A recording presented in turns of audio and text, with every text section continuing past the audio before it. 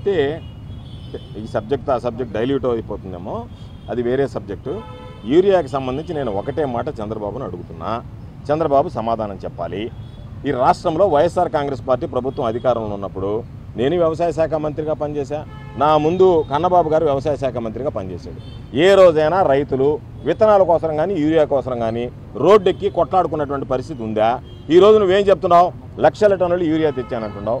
నువ్వు తెచ్చినటువంటి లక్షల టన్నుల యూరియా ఏమైంది అని మేము ప్రశ్నిస్తున్నాం, సమాధానం చెప్పమంటున్నావు.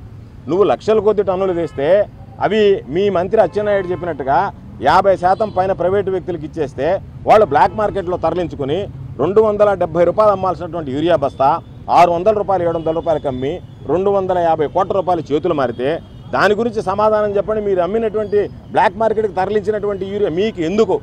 రైతు భరోసా కేంద్రాలు వేల కోట్ల రూపాయలు ఖర్చు పెట్టి వ్యవస్థలను ఏర్పాటు చేస్తే వాటిని నిర్వీర్యం చేసి దొడ్డిదారిలో మీరు యూరియాని ఈ విధంగా పంపించాల్సినటువంటి అవసరం ఏమొచ్చింది? యూరియాని ఎందుకు బ్లాక్ మార్కెటింగ్ చేశారు? దానివల్ల ఎందుకు ఈరోజు రైతులు అవస్థలు పడుతున్నారు? దానికి సమాధానం చెప్పమంటే ఒక పక్క యూరియా వాడితే క్యాన్సర్ వస్తుంది అని ఒక పక్క చెప్తాడు, ఒక పక్క పోయినసారి కన్నా ఎక్కువ యూరియా తెచ్చామని చెప్పి ద్వంద్వ ప్రమాణాలు 2 కళ్ళ సిద్ధాంతాలతో ఉండేటువంటి వ్యక్తి. ఏది ఏమైనా చంద్రబాబు నాయుడు అనేటువంటి వ్యక్తి గద్దెనెక్కితే రైతులకి రాష్ట్రంలో అరిష్టమే. కాబట్టి వేరే ఆలోచన చేయాల్సినటువంటి పని లేదు. రైతులు తీవ్రమైనటువంటి ఇబ్బందులకి, గిట్టుబాటు ధర లేక ఇబ్బందులు పడుతున్నారు, పండించుకోవడానికి యూరియా లాంటి ఫర్టిలైజర్స్ లేక ఎరువులు లేక ఇబ్బంది పడేటువంటి పరిస్థితులు ఉన్నాయి. కాబట్టి చంద్రబాబు నాయుడు అనేటువంటి వాడు రైతు వ్యతిరేకి, రైతు ద్రోహి అని చెప్పి ఈరోజు నిర్ధారణ అయింది. అదేవిధంగా మెడికల్ కాలేజీ అంశానికి వస్తే మెడికల్ కాలేజీలకు సంబంధించి సెల్ఫ్ గోల్ వేసుకున్నారు.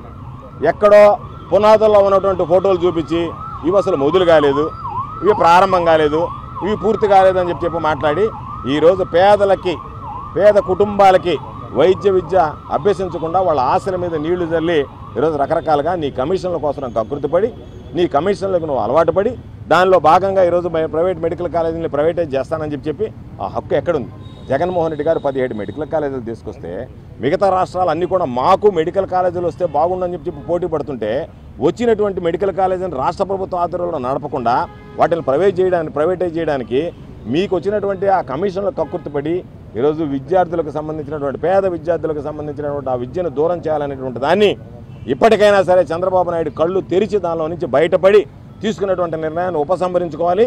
లేదంటే చంద్రబాబు నాయుడు మెడలు ఉంచైనా సరే ఈరోజు మీరు తీసుకున్నటువంటి నిర్ణయం మీద వైఎస్ఆర్ కాంగ్రెస్ పార్టీ రాబోయేటువంటి రోజులు ఇప్పటికే ఈ రాష్ట్ర యువతకు అధ్యక్షుడిగా ఉన్నటువంటి వైఎస్ఆర్ కాంగ్రెస్ పార్టీ జక్కంపూడి రాజా గారు పిలుపునివ్వడం జరిగింది. రేపు 19వ తేదీ రాష్ట్ర వ్యాప్తంగా 17 మెడికల్ కాలేజీల దగ్గర ఈ కార్యక్రమం కొనసాగుతుంది.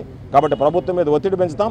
ఇప్పటికైనా చంద్రబాబు బహిష్యాలకు పోకుండా చిలక్కొట్టుడు ఆపి ఆ కమిషనర్ కకృతి పడకుండా పేద విద్యార్థులకు కూడా వైద్య విద్య అందించేదానికి తీసుకున్నటువంటి నిర్ణయాన్ని ఉపసంహరించి ప్రభుత్వ రంగ సంస్థలుగా ప్రభుత్వ ఆధీనంలోనే నడిపితే మంచిది అని చెప్పి మేము హితవు చెప్తాం.